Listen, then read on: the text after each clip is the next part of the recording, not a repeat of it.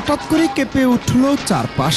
বাসার ছাদে শুকানো হচ্ছে পোশাক, কিন্তু প্রবল ঝড়ে যখন উড়ে যাচ্ছিল সবকিছু, তখন একটি পোশাক আঁকড়ে ধরেছে রশি। সে বিচ্ছিন্ন হতে চায় না, কারণ সে শুধু তার নয়। সে হারতে চায় না, কারণ তার এই হার শেষ করে দিবে আরো কয়েকটি জীবন। কি মনে হচ্ছে?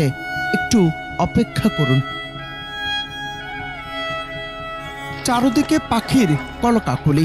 ঝড় শেষ, বৃষ্টির পানি ঝরে পড়ছে একটু একটু করে। ঠিক তখনই ওই পোশাকের ভিতর থেকে একে একে বের হলো আরো 4টি পোশাক। এ দৃশ্যে আপনি কি বুঝলেন? এটি কি কোনো পোশাক? একদম না। চারদিকে যখন প্রবল ঝড়, তখন নিজের জীবন বাজি রেখে স্ত্রী সন্তানদের রক্ষার একটি দৃশ্য। অর্থাৎ বাবারা সবসময় এমন, জীবনে যত বড় ঝড় কিংবা বিপদ আসুক, এভাবেই তাদের স্ত্রী সন্তানদের রক্ষা করে, নিজের চিন্তা না করে। একটি চিরন্তন সত্য হলো, পৃথিবীর প্রতিটি সন্তানের জীবনে বাবার অবস্থান অনন্য, কিন্তু অনেক সময় আমরা সে ত্যাগকে উপলব্ধি করি না। ইরানের প্রতিভাবান নির্মাতা মোহাম্মদ রেজা খিরাতমান্দার নির্মাণ করেছেন 1 মিনিটের এই অনবদ্য অ্যানিমেশন শর্ট ফিল্ম ফাদার। মাত্র 1 মিনিটের এই কাজ বিশ্বজুড়ে আলোড়ন তুলেছে।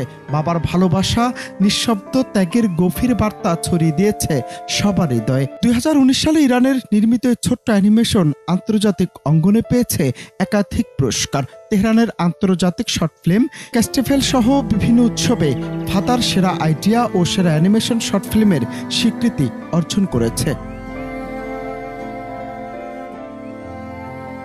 শর্ট ফিল্মটির কাহিনী সরল কিন্তু গভীর। এতে দেখানো হয়েছে এক বাবার নীরব সংগ্রাম, যিনি পরিবারের প্রতিটি হাসির পেছনের নিজের কষ্ট ত্যাগ গোপন করে রাখেন। কথোপকথন খুব কম হলেও দৃশ্য, প্রতীক আর আবেগ দর্শকদের এমনভাবে ছুঁয়ে যায় যে নিজের বাবাকে মনে না করে পারা যায় না।